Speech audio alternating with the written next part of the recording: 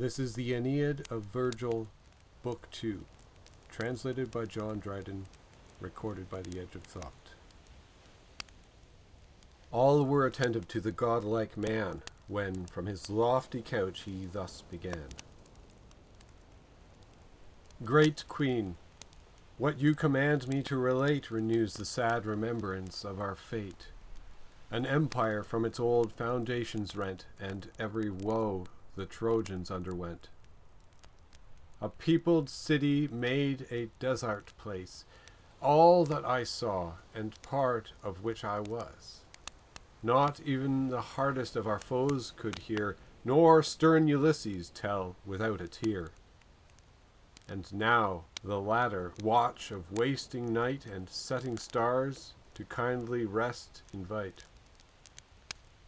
But since you take such interest in our woe, and Troy's disastrous end desire to know, I will restrain my tears and briefly tell what in our last and fatal night befell. By destiny compelled, and in despair, the Greeks grew weary of the tedious war, and by Minerva's aid a fabric reared, which like a steed of monstrous height appeared. The sides were planked with pine. They feigned it made for their return, and this the vow they paid. Thus they pretend, but in the hollow side selected numbers of their soldiers hide. With inward arms the dire machine they load, with iron bowels stuff the dark abode. In sight of Troy lies Tenedos, an isle, while fortune did on Priam's empire smile, renowned for wealth, but since a faithless bay, where ships exposed to wind and weather lay. There was their fleet concealed. We thought for Greece their sails were hoisted, and our fears release. The Trojans, co-opt within their walls so long, unbar the gates, and issue in a throng like swarming bees, and with delight survey the camp deserted where the Grecians lay. The quarters of the several chiefs they showed, here Phoenix, here Achilles made abode, here joined the battles, there the navy rode. Part on the pile their wandering eyes employ, the pile by Pallas raised to ruin Troy. Thymoetes first, 'tis doubtful whether hired or so the Trojan destiny required, moved that the ramparts might be broken down, to lodge the fatal engine in the town. But Capys and the rest of sounder mind, the fatal present to the flames designed, or to the watery deep, at least to bore the hollow sides and hidden frauds explore. The giddy vulgar, as their fancies guide, with noise say nothing, and in parts divide. Laocoon, followed by a numerous crowd, ran from the fort and cried from far aloud, O wretched countrymen, what fury reigns? What more than madness has possessed your brains? Think you the Grecians from your coasts are gone, and are Ulysses' arts no better known? This hollow fabric either must enclose within its blind recess our secret foes, or 'tis an engine raised above the town, to o'erlook the walls, and then to batter down. Somewhat is sure designed, by fraud or force.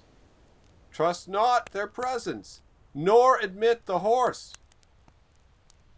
Thus having said, against the steed he threw his forceful spear, which, hissing as it flew, pierced through the yielding planks of jointed wood, and trembling in the hollow belly stood. The sides, transpierced, return a rattling sound, and groans of Greeks enclosed come issuing through the wound, and had not heaven the fall of Troy designed, or had not men been fated to be blind, Enough was said and done to inspire a better mind.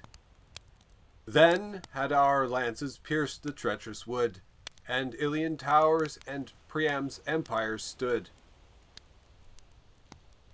Meantime, with shouts the Trojan shepherds bring a captive Greek in bands before the king, taken to take, who made himself their prey, to impose on their belief and Troy betray. Fixed on his aim, and obstinately bent to die undaunted, or to circumvent. About the captive tides of Trojans flow, all pressed to see, and some insult the foe. Now hear how well the Greeks their wiles disguised. Behold a nation in a man comprised. Trembling the miscreant stood, unarmed and bound. He stared and rolled his haggard eyes around, then said, "Alas! What earth remains, what sea is open to receive unhappy me? What fate a wretched fugitive attends, scorned by my foes, abandoned by my friends?" He said, and sighed, and cast a rueful eye. Our pity kindles, and our passions die. We cheer the youth to make his own defense, and freely tell us what he was, and whence. What news he could impart, we long to know, and what to credit from a captive foe. His fear at length dismissed, he said, "Whate'er my fate ordains, my words shall be sincere. I neither can nor dare my birth disclaim. Greece is my country, Sinon is my name. Though plunged by fortune's power in misery, 'tis not in fortune's power to make me lie. If chance has hither brought the name of Palamedes, not unknown to fame, who suffered from the malice of the times, accused and sentenced for pretended crimes, because these fatal wars he would prevent, whose death the wretched Greeks too late lament. Me, then a boy, my father, poor and bare of other means, committed to his care, his kinsman and companion in the war. While fortune favored, while his arms support the cause and ruled the councils of the court, I made some figure there, nor was my name obscure, nor I without my share of fame. But when Ulysses, with fallacious arts, had made impression in the people's hearts, and forged a treason in my patron's name, I speak of things too far divulged by fame, my kinsman fell. Then I, without support, in private mourned his loss, and left the court. Mad as I was, I could not bear his fate with silent grief, but loudly blamed the state, and cursed the direful author of my woes. 'Twas told again, and hence my ruin rose. I threatened, if indulgent heaven once more would land me safely on my native shore, his death with double vengeance to restore. This moved the murderer's hate, and soon ensued the effects of malice from a man so proud. Ambiguous rumors through the camp he spread, and sought, by treason, my devoted head. New crimes invented, left unturned no stone, to make my guilt appear and hide his own, till Calchas was by force and threatening wrought. But why dwell I on that anxious thought?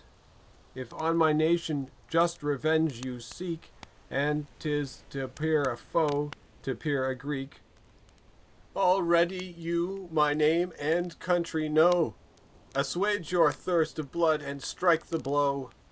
My death will both the kingly brothers please, and set insatiate Ithacus at ease. This fair unfinished tale, these broken starts, raised expectations in our longing hearts, unknowing as we were in Grecian arts. His former trembling once again renewed, with acted fear, the villain thus pursued. Long had the Grecians, tired with fruitless care, and wearied with an unsuccessful war, resolved to raise the siege, and leave the town, and, had the gods permitted, they had gone. But oft the wintry seas and southern winds withstood their passage home and changed their minds. Portents and prodigies their souls amazed. But most, when this stupendous pile was raised, then flaming meteors hung in air were seen, and thunders rattled through a sky serene. Dismayed and fearful of some dire event, Eurypylus to inquire their fate was sent. He from the gods this dreadful answer brought. O Grecians, when the Trojan shores you sought, your passage with a virgin's blood was bought. So must your safe return be bought again, and Grecian blood once more atone the main. The spreading rumor round the people ran, all feared, and each believed himself the man. Ulysses took the advantage of the fright, called Calchas, and produced in open sight, then bade him name the wretch, ordained by fate, the public victim to redeem the state. Already some presaged the dire event, and saw what sacrifice Ulysses meant. For twice 5 days the good old seer withstood the intended treason, and was dumb to blood, till, tired with endless clamors and pursuit of Ithacus, he stood no longer mute, but as it was agreed, pronounced that I was destined by the wrathful gods to die. All praised the sentence, pleased the storm should fall on one alone, whose fury threatened all. The dismal day was come, the priests prepare their leavened cakes and fillets for my hair. I followed nature's laws, and must avow I broke my bonds and fled the fatal blow. Hid in a weedy lake, all night I lay, secure of safety, when they sailed away. But now what further hopes for me remain, to see my friends or native soil again? My tender infants, or my careful sire, whom they returning will to death require, will perpetrate on them their first design, and take the forfeit of their heads for mine? Which, oh, if pity mortal minds can move, if there be faith below or gods above, if innocence and truth can claim desert, ye Trojans, from an injured wretch avert. False tears true pity move. The king commands to loose his fetters and unbind his hands. Then adds these friendly words. Dismiss thy fears. Forget the Greeks. Be mine as thou wert theirs. But truly tell, was it for force or guile, or some religious end you raised the pile? Thus said the king. He, full of fraudful arts, this well-invented tale for truth imparts. Ye lamps of heaven, he said, and lifted high his hands now freed, thou venerable sky, inviolable powers, adored with dread, ye fatal fillets that once bound this head, ye sacred altars from whose flames I fled, be all of you adjured, and grant I may, without a crime, the ungrateful Greeks betray, reveal the secrets of the guilty state, and justly punish whom I justly hate. But you, O king, preserve the faith you gave, if I to save myself, your empire save. The Grecian hopes and all the attempts they made were only founded on Minerva's aid. But from the time when impious Diomed and false Ulysses, that inventive head, her fatal image from the temple drew, the sleeping guardians of the castle slew, her virgin statue with their bloody hands polluted and profaned her holy bands. From thence the tide of fortune left their shore, and ebbed much faster than it flowed before. Their courage languished as their hopes decayed, and Pallas, now averse, refused her aid. Nor did the goddess doubtfully declare her altered mind and alienated care. When first her fatal image touched the ground, she sternly cast her glaring eyes around, that sparkled as they rolled, and seemed to threat. Her heavenly limbs distilled a briny sweat. Thrice from the ground she leapt, was seen to wield her brandished lance, and shake her horrid shield. Then Calchas bade our host for flight prepare, and hope no conquest from the tedious war, till first they sailed for Greece, with prayers besought her injured power, and better omens brought. And now their navy plows the watery main, yet soon expected on your shores again, with Pallas pleased as Calchas did ordain.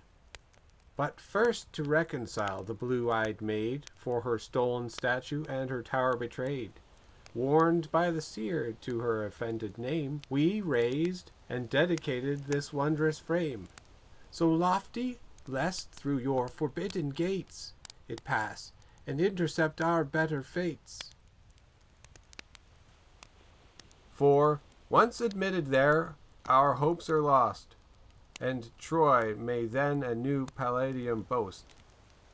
For so religion and the gods ordain, that if you violate with hands profane Minerva's gift, your town in flames shall burn, which omen, O ye gods, on Grecia turn. But if it climb with your assisting hands the Trojan walls, and in the city stands, then Troy shall Argos and Mycenae burn, and the reverse of fate on us return. With such deceits he gained their easy hearts, too prone to credit his perfidious arts. What Diomed nor Thetis greater son, 1,000 ships, nor 10 years' siege had done, false tears and fawning words the city won. A greater omen and of worse portent did our unwary minds with fear torment, concurring to produce the dire event. Laocoon, Neptune's priest by lot that year, with solemn pomp then sacrificed a steer, when, dreadful to behold, from sea we spied 2 serpents ranked abreast the seas divide, and smoothly sweep along the swelling tide. Their flaming crests above the waves they show, their bellies seem to burn the seas below. Their speckled tails advance to steer their course, and on the sounding shore the flying billows force. And now the strand, and now the plain they held, their ardent eyes with bloody streaks were filled. Their nimble tongues they brandished as they came, and licked their hissing jaws that sputtered flame. We fled amazed, their destined way they take, and to Laocoon and his children make. And first around the tender boys they wind, then with their sharpened fangs their limbs and bodies grind. The wretched father, running to their aid, with pious haste, but vain, they next invade. Twice round his waist their winding volumes rolled, and twice about his gasping throat they fold. The priest, thus doubly choked, their crests divide, and towering o'er his head in triumph ride. With both his hands he labors at the knots, his holy fillets the blue venom blots. His roaring fills the flitting air around. Thus, when an ox receives a glancing wound, he breaks his bands. The fatal altar flies, and with loud bellowings breaks the yielding skies. Their tasks performed, the serpents quit their prey, and to the tower of Pallas make their way. Couched at her feet, they lie protected there by her large buckler and protended spear. Amazement seizes all. The general cry proclaims Laocoon justly doomed to die, whose hand the will of Pallas had withstood, and dared to violate the sacred wood. All vote to admit the steed, that vows be paid, and incense offered to the offended maid. A spacious breach is made, the town lies bare. Some hoisting levers, some the wheels prepare, and fasten to the horse's feet. The rest, with cables, haul along the unwieldy beast. Each on his fellow for assistance calls. At length the fatal fabric mounts the walls, big with destruction. Boys with chaplets crowned, and choirs of virgins sing and dance around. Thus raised aloft, and then descending down, it enters o'er our heads and threats the town. O sacred city, built by hands divine! O valiant heroes of the Trojan line! 4 times he struck, as oft the clashing sound of arms was heard, and inward groans rebound. Yet, mad with zeal and blinded with our fate, we haul along the horse in solemn state, then place the dire portent within the tower.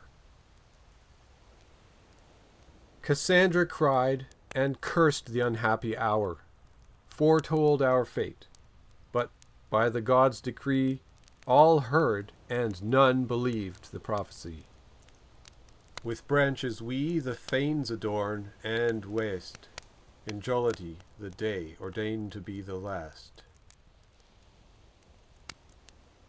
Meantime the rapid heavens rolled down the light, and on the shaded ocean rushed the night. Our men, secure, nor guards nor sentries held, but easy sleep their weary limbs compelled. The Grecians had embarked their naval powers from Tenedos, and sought our well-known shores, safe under covert of the silent night, and guided by the imperial galley's light. When Sinon, favored by the partial gods, unlocked the horse and oped his dark abodes, restored to vital air our hidden foes, who joyful from their long confinement rose. Tysander bold and Sthenelus their guide, and dire Ulysses down the cable slide. Then Thoas, Atamas, and Pyrrhus haste. Nor was the Podalirian hero lest, nor injured Menelaus, nor the famed Epeius, who the fatal engine framed. A nameless crowd succeed, their forces join to invade the town, oppressed with sleep and wine. Those few they find awake first meet their fate, then to their fellows they unbar the gate. 'Twas in the dead of night, when sleep repairs our bodies worn with toils, our mind with cares, when Hector's ghost before my sight appears.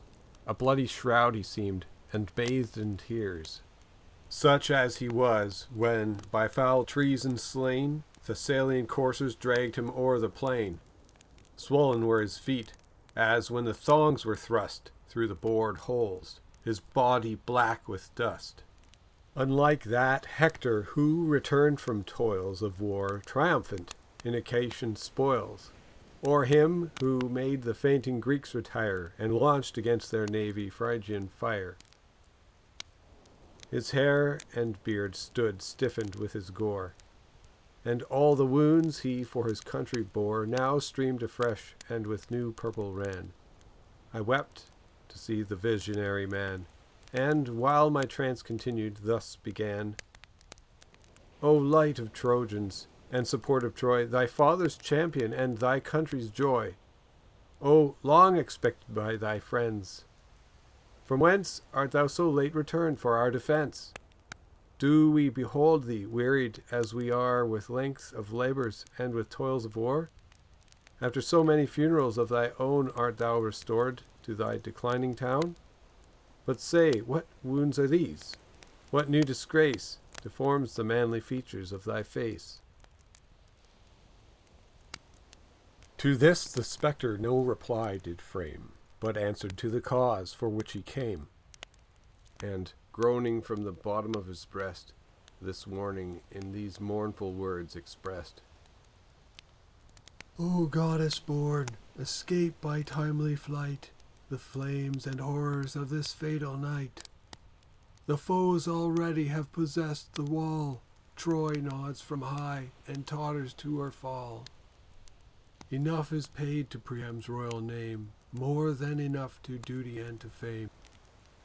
If by a mortal hand my father's throne could be defended, 'twas by mine alone.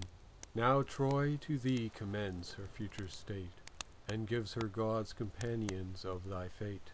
From their assistance happier walls expect, which, wandering long, at last thou shalt erect. He said, and brought me from their blessed abodes the venerable statues of the gods, with ancient vesta from the sacred choir, the wreaths and relics of the immortal fire. Now peals of shouts come thundering from afar, cries, threats, and loud laments and mingled war. The noise approaches, though our palace stood aloof from streets encompassed with a wood. Louder and yet more loud I hear the alarms of human cries distinct and clashing arms. Fear broke my slumbers. I no longer stay, but mount the terrace, thence the town survey, and hearken what the frightful sounds convey. Thus, when a flood of fire by wind is borne, crackling it rolls and mows the standing corn, or deluges descending on the plains, sweep o'er the yellow year, destroy the pains of laboring oxen and the peasant's gains, unroot the forest oaks, and bear away flocks, folds, and trees, and undistinguished prey. The shepherd climbs the cliff, and sees from far the wasteful ravage of the watery war. Then Hector's faith was manifestly cleared, and Grecian frauds in open light appeared. The palace of Deiphobus ascends in smoky flames and catches on his friends. Ucaligan burns next. The seas are bright with splendor not their own, and shine with Trojan light. New clamors and new clangors now arise, the sound of trumpets mixed with fighting cries. With frenzy seized, I run to meet the alarms, resolved on death, resolved to die in arms. But first to gather friends, with them to oppose, if fortune favored, and repel the foes. Spurred by my courage, by my country fired, with sense of honor and revenge inspired. Pantheus, Apollo's priest, a sacred name, had scaped the Grecian swords and passed the flame. With relics loaden, to my doors he fled, and by the hand his tender grandson led. What hope, O Pantheus? Whither can we run? Where make a stand, and what may yet be done? Scarce had I said, when Pantheus, with a groan, Troy is no more, and Ilium was a town. The fatal day, the appointed hour is come, when wrathful Jove's irrevocable doom transfers the Trojan state to Grecian hands. The fire consumes the town, the foe commands, and armed hosts, an unexpected force, break from the bowels of the fatal horse. Within the gates proud Sinon throws about the flames, and foes for entrance press without, with 1,000 others whom I fear to name, more than from Argos or Messene came. To several posts their parties they divide, Some block the narrow streets, some scour the wide. The bold they kill, the unwary they surprise. Who fights finds death, and death finds him who flies. The warders of the gate but scarce maintain the unequal combat, and resist in vain. I heard, and heaven, that well-born souls inspires, prompts me through lifted swords and rising fires to run where clashing arms and clamor calls, and rush undaunted to defend the walls. Rapheus and Iphitus by my side engage, for valor one renowned, and one for age. Dymas and Hippasus by moonlight knew my motions and my mane, and to my party drew. With young Coroebus, who by love was led to win renown and fair Cassandra's bed, and lately brought his troops to Priam's aid, forewarned in vain by the prophetic maid, whom when I saw resolved in arms to fall, and that one spirit animated all. "Brave souls," said I, "but brave, alas, in vain! Come, finish what our cruel fates ordain. You see the desperate state of our affairs, and heaven's protecting powers are deaf to our prayers. The passive gods, behold, the Greeks defile their temples and abandon to the spoil their own abodes. We, feeble few, conspire to save a sinking town involved in fire. Then let us fall, but fall amidst our foes. Despair of life the means of living shows." So fierce a speech encouraged their desire of death, and added fuel to their fire. As hungry wolves, with raging appetite, scour through the fields, nor fear the stormy night, their whelps at home expect the promised food, and long to temper their dry chaps in blood. So rushed we forth at once, resolved to die, resolved, in death, the last extremes to try. We leave the narrow lanes behind, and dare the unequal combat in the public square. Night was our friend, our leader was despair. What tongue can tell the slaughter of that night? What eyes can weep the sorrows and affright? An ancient and imperial city falls. The streets are filled with frequent funerals. Houses and holy temples float in blood, and hostile nations make a common flood. Not only Trojans fall, but in their turn the vanquished triumph, and the victors mourn.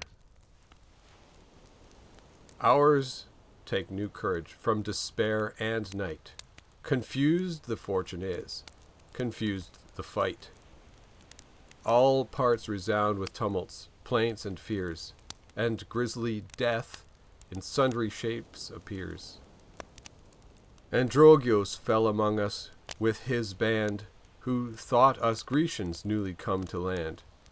"From whence," said he, "my friends, this long delay? You loiter while the spoils are borne away. Our ships are laden with the Trojan store, and you, like truants, come too late ashore," he said, but soon corrected his mistake, found by the doubtful answers which we make. Amazed, he would have shunned the unequal fight, but we, more numerous, intercept his flight. As when some peasant, in a bushy brake, has with unwary footing pressed a snake, he starts aside, astonished, when he spies his rising crest, blue neck, and rolling eyes. So from our arms, surprised Androgeos flies. In vain, for him and his we compassed round, possessed with fear, unknowing of the ground, and of their lives an easy conquest found. Thus fortune on our first endeavor smiled. Coroebus then, with youthful hopes beguiled, swollen with success and a daring mind, this new invention fatally designed. "My friends," said he, "since fortune shows the way, 'tis fit we should the auspicious guide obey. For what has she these Grecian arms bestowed, but their destruction, and the Trojans' good? Then change we shields, and their devices bear. Let fraud supply the want of force in war. They find us arms. This said, himself he dressed in dead Androgeos' spoils, his upper vest, his painted buckler, and his plumy crest. Thus Rufus, Damis, and all the Trojan train lay down their own attire, and stripped the slain. Mixed with the Greeks, we go with ill presage, flattered with hopes to glut our greedy rage. Unknown, assaulting whom we blindly meet, and strew the Grecian carcasses the street. Thus, while their straggling parties we defeat, some to the shore and safer ships retreat, and some, oppressed with more ignoble fear, remount the hollow horse, and pant in secret there. But, what use of valor can be made, when heaven's propitious powers refuse their aid? Behold the royal prophetess, the fair Cassandra, dragged by her disheveled hair, whom not Minerva's shrine, nor sacred bands in safety could protect from sacrilegious hands. On heaven she cast her eyes, she sighed, she cried, 'twas all she could. Her tender arms were tied. So sad a sight Coroebus could not bear, but, fired with rage, distracted with despair, amid the barbarous ravishers he flew. Our leader's rash example we pursue. But storms of stones from the proud temple's height pour down, and on our battered helms alight. We from our friends received this fatal blow, who thought us Grecians, as we seemed in show.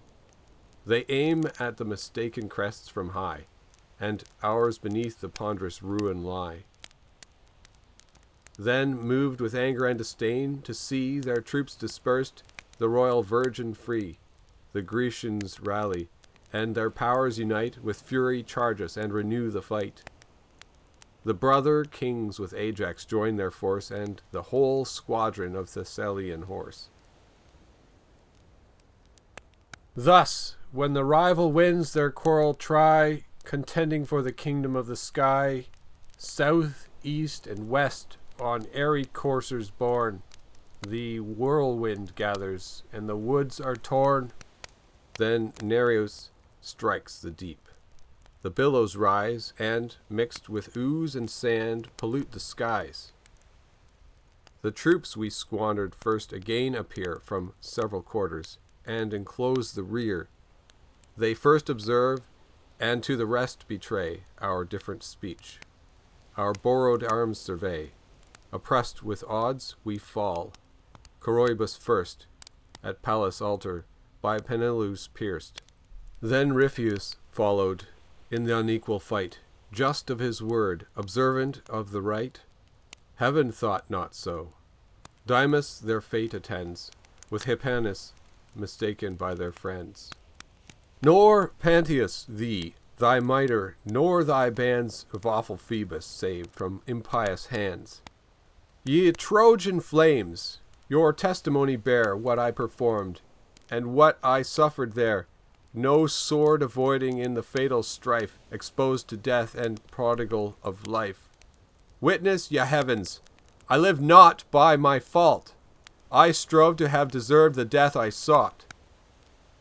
But when I could not fight, and would have died, borne off to distance by the growing tide, old Iphitus and I were hurried thence, with Peleus wounded and without defence. New clamours from the invested palace ring. We run to die, or disengage the king. So hot the assault, so high the tumult rose, while ours defend, and while the Greeks oppose, as all the Dardan and Argolic race had been contracted in that narrow space. Or as all Ilium elsewhere void of fear, and tumult, war, and slaughter only there. Their targets in a tortoise cast, the foes, secure advancing, to the turrets rose. Some mount the scaling ladders, some, more bold, swerve upwards and by posts and pillars hold. Their left hand grips their bucklers in the ascent, while with their right they seize the battlement. From their demolished towers the Trojans throw huge heaps of stones that, falling, crushed the foe, and heavy beams and rafters from the sides. Such arms their last necessity provides, and gilded roofs come tumbling from on high, the marks of state and ancient royalty. The guards below, fixed in the pass, attend, the charge undaunted, and the gate defend. Renewed in courage with recovered breath, a second time we ran to tempt our death, to clear the palace from the foe, succeed the weary living, and revenge the dead. A postern door, yet unobserved and free, joined by the length of a blind gallery, to the king's closet led, a way well known to Hector's wife, while Priam held the throne, through which she brought Astyanax unseen, to cheer his grandsire and his grandsire's queen. Through this we pass, and mount the tower, from whence, with unavailing arms, the Trojans make defense. From this the trembling king had oft descried the Grecian camp, and saw their navy ride. Beams from its lofty height with swords we hew, then, wrenching with our hands, the assault renew, and, where the rafters on the columns meet, we push them headlong with our arms and feet. The lightning flies not swifter than the fall, nor thunder louder than the ruined wall.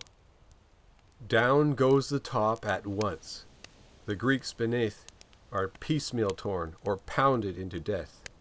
Yet more succeed, and more to death are sent. We cease not from above, nor they below relent. Before the gate stood Pyrrhus, threatening loud, with glittering arms conspicuous in the crowd. So shines, renewed in youth, the crested snake, who slept the winter in a thorny brake, and casting off his slough when spring returns, now looks aloft and with new glory burns. Restored with poisonous herbs, his ardent sides reflect the sun, and raised on spires he rides. High o'er the grass hissing he rolls along, and brandishes by fits his forky tongue. Proud Periphas and fierce Automedon, his father's charioteer, together run to force the gate. The Scyrian infantry rush on in crowds, and the barred passage free. Entering the court, with shouts the skies they rend, and flaming firebrands to the roofs ascend. Himself, among the foremost, deals his blows, and with his axe repeated strokes bestows on the strong doors. Then all their shoulders ply, till from the posts the brazen hinges fly. He hews apace, the double bars at length yield to his axe and unresisted strength. A mighty breach is made, the rooms concealed appear, and all the palace is revealed. The halls of audience and of public state, and where the lonely queen in secret sate. Armed soldiers now by trembling maids are seen, with not a door and scarce a space between. The house is filled with loud laments and cries, and shrieks of women rend the vaulted skies. The fearful matrons run from place to place, and kiss the thresholds and the posts embrace. The fatal work of inhuman Pyrrhus plies, and all his father sparkles in his eyes. Nor bars, nor fighting guards his force sustain. The bars are broken, and the guards are slain. In rush the Greeks, and all the apartments fill. Those few defendants whom they find, they kill. Not with so fierce a rage the foaming flood roars, when he finds his rapid course withstood, bears down the dams with unresisted sway, and sweeps the cattle and the cots away. These eyes beheld him when he marched between the brother kings. I saw the unhappy queen, the 100 wives where old Priam stood, to stain his hallowed altar with his blood. The 50 nuptial beds, such hopes had he, so large a promise of a progeny. The posts, of plated gold and hung with spoils, fell the reward of the proud victor's toils. Where'er the raging fire had left a space, the Grecians enter and possess the place. Perhaps you may of Priam's fate inquire. He, when he saw his regal town on fire, his ruined palace and his entering foes, on every side inevitable woes, in arms disused, invests his limbs decayed, like them with age, a late and useless aid. His feeble shoulders scarce the weight sustain. Loaded, not armed, he creeps along with pain, despairing of success, ambitious to be slain. Uncovered, but by heaven, there stood in view an altar.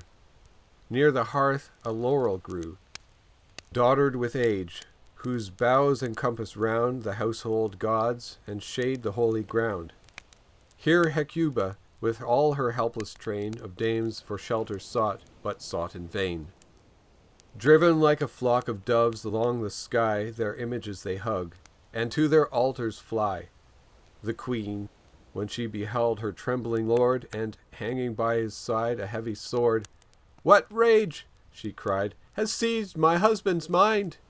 What arms are these, and to what use designed? These times want other aids. Were Hector here, even Hector now in vain like Priam would appear. With us one common shelter thou shalt find, or in one common fate with us be joined." She said, and with a last salute embraced the poor old man, and by the laurel placed. Behold, Polites, one of Priam's sons, pursued by Pyrrhus, there for safety runs. Through swords and foes, amazed and hurt, he flees, through empty courts and open galleries. Him Pyrrhus, urging with his lance, pursues, and often reaches and his thrusts renews. The youth, transfixed, with lamentable cries, expires before his wretched parents' eyes, whom, gasping at his feet when Priam saw the fear of death give place to nature's law, and shaking more with anger than with age, "The gods," said he, "requite thy brutal rage, as sure they will, barbarian, sure they must, if there be gods in heaven, and gods be just, who takest in wrongs an insolent delight, with a son's death t'infect a father's sight. Not he, whom thou and lying fame conspired to call thee his, not he, thy vaunted sire, thus used my wretched age. The gods he feared, the laws of nature and of nations heard. He cheered my sorrows, and, for sums of gold, the bloodless carcass of my Hector sold, pitied the woes a parent underwent, and sent me back in safety from his tent." This said, his feeble hand a javelin threw, which, fluttering, seemed to loiter as it flew, just, and but barely, to the mark it held, and faintly tinkled on the brazen shield. Then Pyrrhus thus: "Go thou from me to fate, and to my father my foul deeds relate. Now die!" With that he dragged the trembling sire, slithering through clotted blood and holy mire, the mingled paste his murdered son had made, hauled from beneath the violated shade, and on the sacred pile the royal victim laid. His right hand held his bloody falchion bare, his left he twisted in his hoary hair. Then, with a speeding thrust, his heart he found. The lukewarm blood came rushing through the wound, and sanguine streams distained the sacred ground. Thus Priam fell, and shared one common fate with Troy in ashes and his ruined state. He who the scepter of all Asia swayed, whom monarchs like domestic slaves obeyed. On the bleak shore now lies the abandoned king, a headless carcass and a nameless thing. Then, Not before I felt my curdled blood congeal with fear, my hair with horror stood. My father's image filled my pious mind, lest equal years might equal fortune find. Again I thought of my forsaken wife, and trembled for my son's abandoned life. I looked about, but found myself alone, deserted at my need. My friends were gone. Some spent with toil, some with despair oppressed, leapt headlong from the heights. The flames consumed the rest.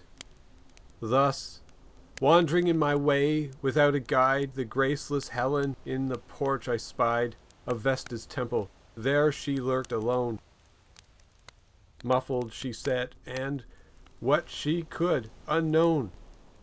But, by the flames that cast their blaze around, that common bane of Greece and Troy I found. For Ilium burnt, she dreads the Trojan sword, more dreads the vengeance of her injured lord. Even by those gods who refuged her abhorred. Trembling with rage the strumpet I regard, resolved to give her guilt the due reward. Shall she triumphant sail before the wind, and leave in flames unhappy Troy behind? Shall she her kingdom and her friends review, in state attended with a captive crew, while unrevenged the good old Priam falls, and Grecian fires consume the Trojan walls? For this the Phrygian fields and Xanthian flood were swelled with bodies, and were drunk with blood? 'Tis true, a soldier can small honor gain, and boast no conquest from a woman slain. Yet shall the fact not pass without applause, of vengeance taken in so just a cause. The punished crime shall set my soul at ease, and murmuring manes of my friends appease.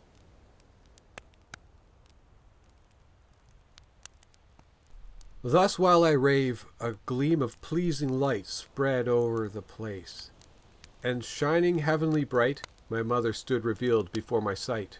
Never so radiant did her eyes appear. Not her own star confessed a light so clear. Great in her charms, as when on gods above she looks, and breathes herself into their love. She held my hand, the destined blow to break. Then from her rosy lips began to speak. My son, from whence this madness, this neglect of my commands, and those whom I protect? Why this unmanly rage? Recall to mind whom you forsake, what pledges leave behind. Look if your helpless father yet survive, or if Ascanius or Creusa live. Around your house the greedy Grecians err, and these had perished in the nightly war, but for my presence and protecting care. Not Helen's face, nor Paris was in fault, but by the gods was this destruction brought. Now cast your eyes around, while I dissolve the mists and films that mortal eyes involve. Purge from your sight the dross, and make you see the shape of each avenging deity. Enlightened thus, my just commands fulfill, nor fear obedience to your mother's will. Where yon disordered heap of ruin lies, stones rent from stones, where clouds of dust arise, amid that smother Neptune holds his place. Below the wall's foundations drives his mace, and heaves the building from the solid base. Look where, in arms, imperial Juno stands, full in the Scaean gate, with loud commands, urging on the shore the tardy Grecian bands. See, Pallas, of her snaky buckler proud, bestrides the tower, refulgent through the cloud. See, Jove new courage to the foe supplies, and arms against the town the partial deities. Haste hence, my son, this fruitless labor end. Haste, where your trembling spouse and sire attend. Haste, and a mother's care your passage shall befriend. She said, and swiftly vanished from my sight, obscure in clouds and gloomy shades of night. I looked, I listened, dreadful sounds I hear, and the dire forms of hostile gods appear. Troy sunk in flames I saw, nor could prevent, and Ilium from its old foundations rent like a mountain ash which dared the winds, and stood the sturdy strokes of laboring hands. About the roots the cruel axe resounds. The stumps are pierced with oft-repeated wounds. The war is felt on high. The nodding crown now threats a fall, and throws the leafy honours down. To their united force it yields, though late, and mourns with mortal groans the approaching fate. The roots no more their upper load sustain, but down she falls, and spreads a ruin through the plain. Descending thence, I escaped through foes and fire. Before the goddess, foes and flames retire. Arrived at home, he, for whose only sake, or most for his, such toils I undertake, the good Anchises, whom by timely flight I purposed to secure on Ida's height, refused the journey, resolute to die and add his funerals to the fate of Troy, rather than exile and old age sustain. Go you, whose blood runs warm in every vein. Had heaven decreed that I should life enjoy, heaven had decreed to save unhappy Troy. 'Tis sure enough, if not too much for one, twice to have seen our Ilium overthrown. Make haste to save the poor remaining crew, and give this useless corpse a long adieu. These weak old hands suffice to stop my breath. At least the pitying foes will aid my death, to take my spoils and leave my body bare. As for my sepulchre, let heaven take care. 'Tis long since I, for my celestial wife, loathed by the gods, have dragged a lingering life. Since every hour and moment I expire, blasted from heaven by Jove's avenging fire. This oft repeated, he stood fixed to die. Myself, my wife, my son, my family, entreat, pray, beg, and raise a doleful cry. What? Will he still persist, on death resolve, and in his ruin all his house involve? He still persists his reasons to maintain. Our prayers, our tears, our loud laments are vain. Urged by despair, again I go to try the fate of arms, resolved in fight to die. What hope remains but what my death must give? Can I, without so dear a father, live? You term it prudence, what I baseness call. Could such a word from such a parent fall? If fortune please, and so the gods ordain, that nothing should of ruined Troy remain, and you conspire with fortune to be slain, the way to death is wide, the approach is near, for soon relentless Pyrrhus will appear, reeking with Priam's blood, the wretch who slew the son inhuman in the father's view, and then the sire himself to the dire altar drew. O goddess mother, give me back to fate. Your gift was undesired and came too late. Did you for this unhappy me convey through foes and fires to see my house a prey? Shall I, my father, wife, and son, behold, weltering in blood, each other's arms enfold? Haste, gird my sword, though spent and overcome. 'Tis the last summons to receive our doom. I hear thee, fate, and I obey thy call. Not unrevenged the foe shall see my fall. Restore me to the yet unfinished fight. My death is wanting to conclude the night. Armed once again, my glittering sword I wield, while the other hand sustains my weighty shield, and forth I rush to seek the abandoned field. I went, but sad Creosus stopped my way, and crossed the threshold in my passage lay, embraced my knees, and, when I would have gone, showed me my feeble sire and tender son. If death be your design, at least, said she, take us along to share your destiny. If any farther hopes in arms remain, this place, these pledges of your love, maintain. To whom do you expose your father's life? Your son's and mine, your now forgotten wife. While thus she fills the house with clamorous cries, our hearing is diverted by our eyes.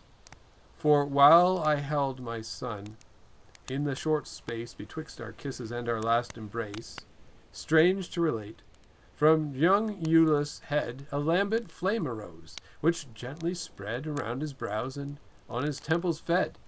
Amazed, with running water we prepare to quench the sacred fire and slake his hair.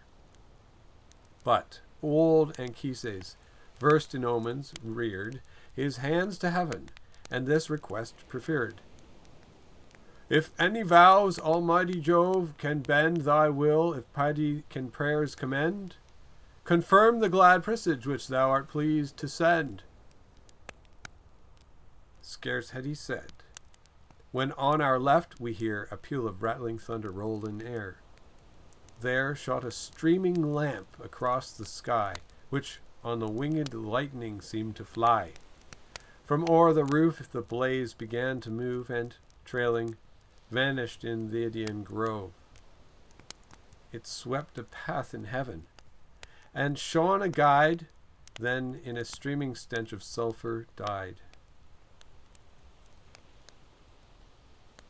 The good old man with suppliant hands implored the gods' protection, and their star adored. Now, said he, my son, no more delay. I yield. I follow where heaven shows the way.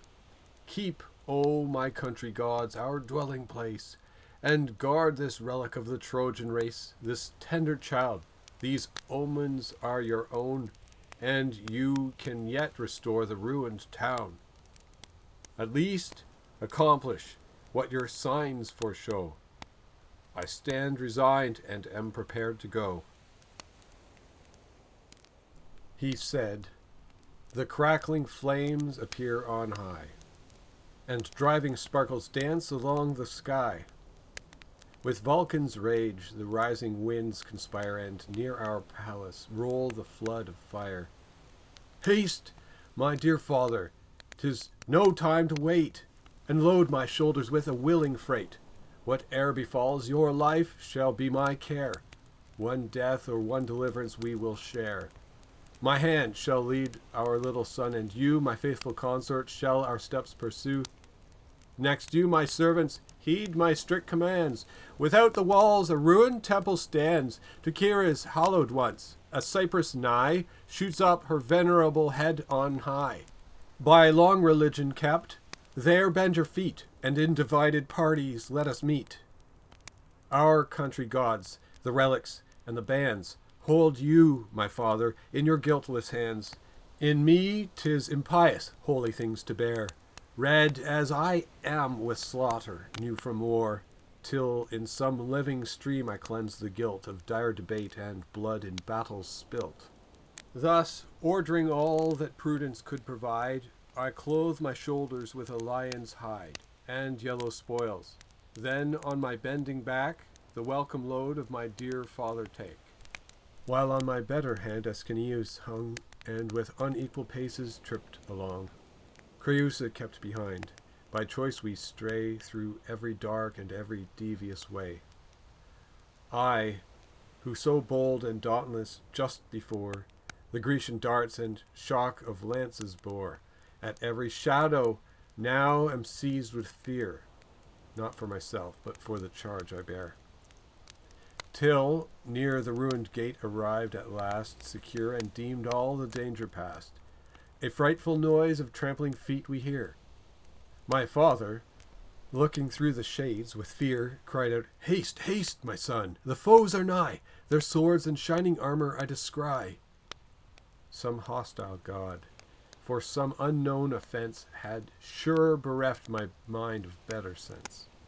For while through winding ways I took my flight, and sought the shelter of the gloomy night, alas, I lost Creusa, hard to tell if by her fatal destiny she fell, or weary sate, or wandered with affright, but she was lost forever to my sight. I knew not, or reflected, till I meet my friends at Ceres' now deserted seat.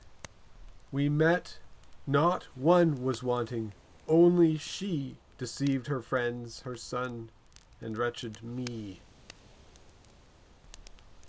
What mad expressions did my tongue refuse? Whom did I not, of gods or men, accuse? This was the fatal blow that pained me more than all I felt from ruined Troy before. Stung with my loss and raving with despair, abandoning my now forgotten care, of counsel, comfort, and of hope bereft. My sire, my son, my country gods I left. In shining armor once again I sheathed my limbs, not feeling wounds nor fearing death. Then headlong to the burning walls I run, and seek the danger I was forced to shun. I tread my former tracks, through night explore each passage, every street I crossed before.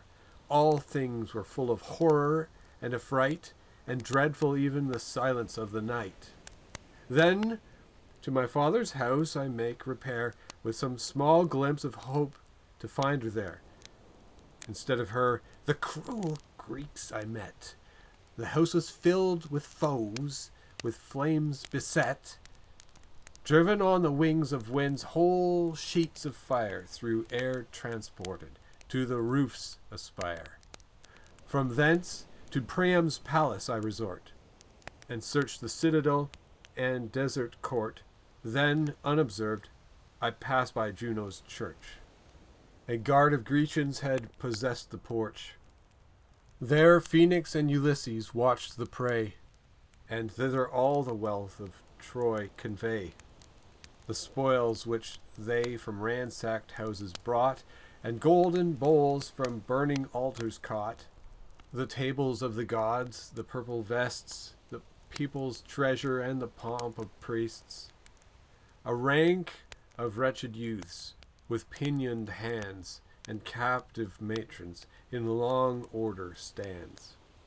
Then, with ungoverned madness, I proclaim, through all the silent streets, Creüsa's name. Creüsa, still I call. At length she hears, and sudden, through the shades of night appears no more Creüsa, nor my wife, but a pale spectre larger than life. Aghast, astonished, and struck dumb with fear, I stood. Like bristles rose my stiffened hair. Then thus the ghost began to soothe my grief. Nor tears nor cries can give the dead relief. Desist, my much-loved lord, to indulge your pain. You bear no more than what the gods ordain. My fates permit me not from hence to fly, nor he the great controller of the sky. Long wandering ways for you the powers decree, on land hard labors and a length of sea. Then after many painful years are past, on Latium's happy shore you shall be cast, where gentle Tiber from his bed beholds the flowering meadows and the feeding folds. There end your toils, and there your fates provide a quiet kingdom and a royal bride. There fortune shall the Trojan line restore, and you, for your lost Creüsa, weep no more. Fear not that I shall watch with servile shame the imperious looks of some proud Grecian dame, or, stooping to the victor's lust, disgrace my goddess mother or my royal race. And now, farewell. The parent of the gods restrains my fleeting soul in her abodes. I trust our common issue to your care.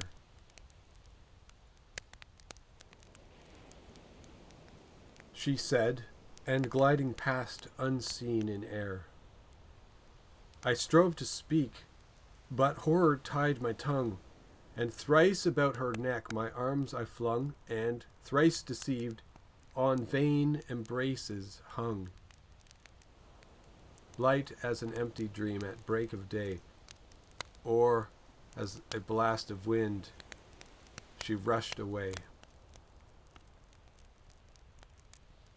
Thus, having passed the night in fruitless pain, I to my longing friends return again, amazed the augmented number to behold, of men and matrons mixed, of young and old, a wretched exiled crew together brought, with arms appointed, and with treasure fraught, resolved and willing, under my command, to run all hazards both of sea and land. The morn began, from Ida to display her rosy cheeks, and phosphor led the day. Before the gates the Grecians took their post, and all pretense of late relief was lost. I yield to fate, unwillingly retire, and, loaded, up the hill convey my sire.